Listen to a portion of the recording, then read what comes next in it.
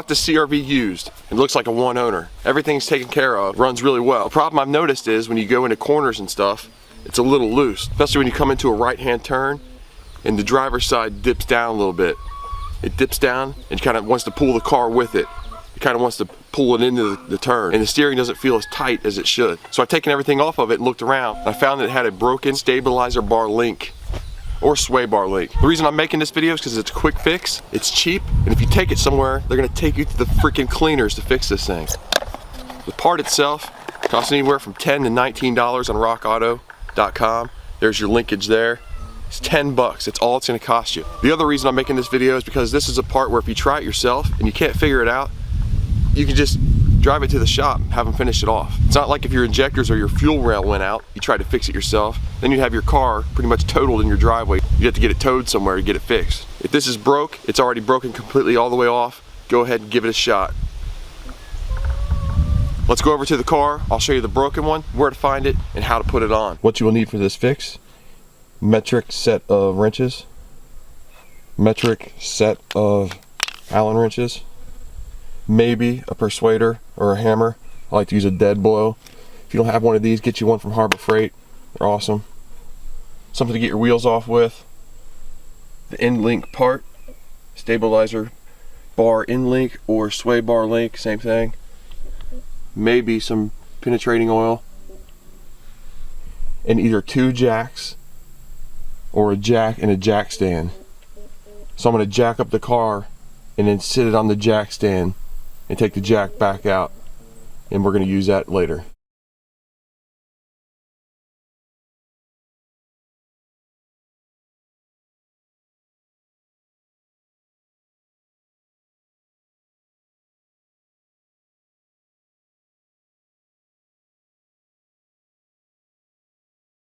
For anybody experiencing this issue, or you got loose steering or is diving in turns and stuff, here's some of the things you want to check.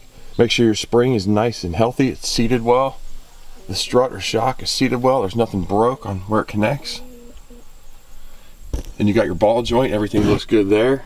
The boot's not ripped, everything's intact. Go down to your lower control arm, and there's bushings where it connects. Make sure they're not ripped and they're still in place.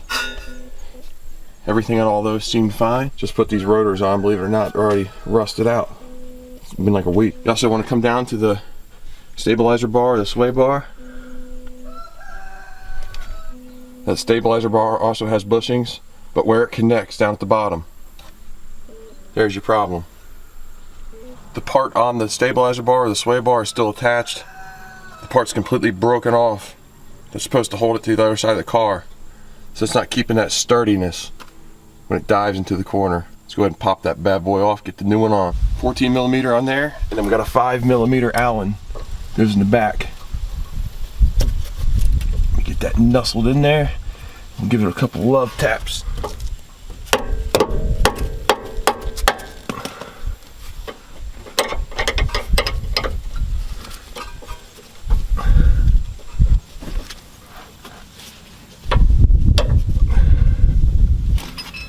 Little tip on the second one. Went ahead and put the wrench around it, then the Allen in it. I loosened it. It'll keep spinning. You got to keep using that Allen. But if you use vice grips and you keep pressure on this, you just go to your wrench real quick, loosen that off. Got the bottom one out, but this top one, it's just a ball of rust back there. I'm going to have to cut that off.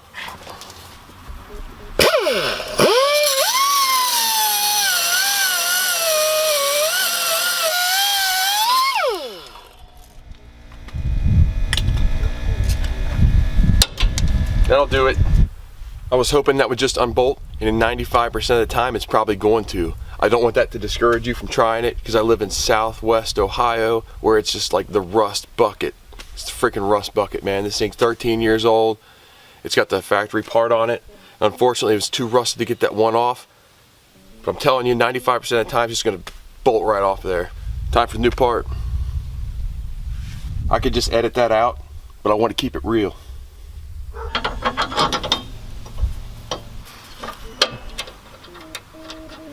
I got it in the sway bar. Now I'm gonna have to jack up this lower control arm down here to where that raises the hole and it can go in. that's too low. You got the jack underneath the control arm. Right there. Let's jack that up and see if it lines up with the hole.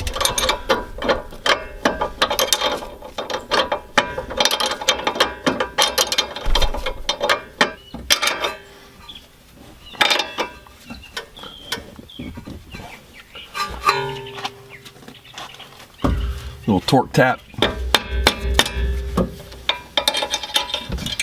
Bottom one's done.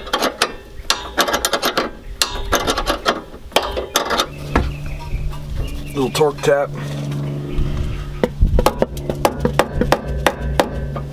There we go, she's done.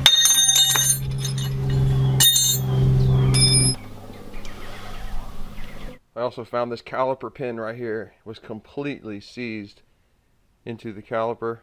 I had to heat it up with a torch literally for like half an hour and beat it out. It's a little mangled now, and it is a little misshapen where it got stuck, and the boot is ruined. So got a brand new one here to replace it with a new boot. I'm getting close to my turn. I'm going about 50 miles an hour. I'm just going to rip into it.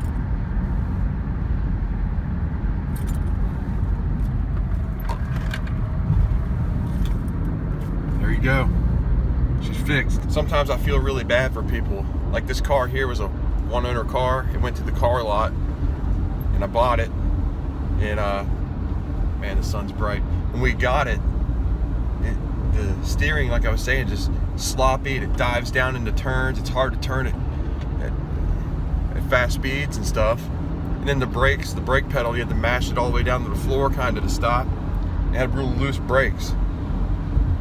So I went and I got brake pads and rotors. It was about 150 bucks for everything. That's it. Did that job myself. That's when I found that caliper pin that was stuck. Fixed that. That was kind of an expensive part. That was like 7 to 10 bucks for just that bolt. Just a $10 part to fix the sway bar, and it was broke on there. So with just 170 bucks, this thing drives like it's brand new again. And whoever had it probably didn't know that. Or they took it to a garage and they quoted them an outrageous price, which happens all the time. Makes me mad. It's kind of the reason I do these videos and stuff, just to kind of try to help somebody out. And let's say it was that grandma that had this car before and she did take it to a garage and she had our brakes, all new brake pads and rotors and all that put on, so it cost a fortune. But would they even say anything about that pin that was stuck? Would they find the pin that was stuck? That's going to have a lot to do with the activity on your brake pedal and the movement inside that brake piston. It's not going to be even. You're going to have one pin going, one not. It's going to wear down your brakes unevenly and stuff. It's just, we got to get back to doing stuff right. If you're a mechanic and you work on people's stuff, it's okay to find stuff wrong or find stuff broke. Just be honest and tell them about it. You'll find more times out of none, they'll want to fix it and they'll want to do it right. 2 bolts, an Allen wrench on them, take it right off, easy fix. I thought about for a second not putting that in there, or had to cut off the one because it was rusted, because I didn't want to discourage people from trying it. But hey, it happened. It was an easy fix. Yours is probably not like that. You've got to see what's going on down here. This is just gross, bro. What are you doing? I don't know. What's going on back here?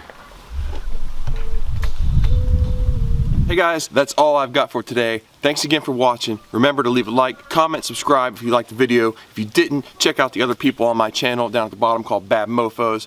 Hours and hours of good videos. If you did like the video, make sure you subscribe. You'll get future notifications of videos that I do. Hey guys, thanks for watching. Take care. Later. Peace.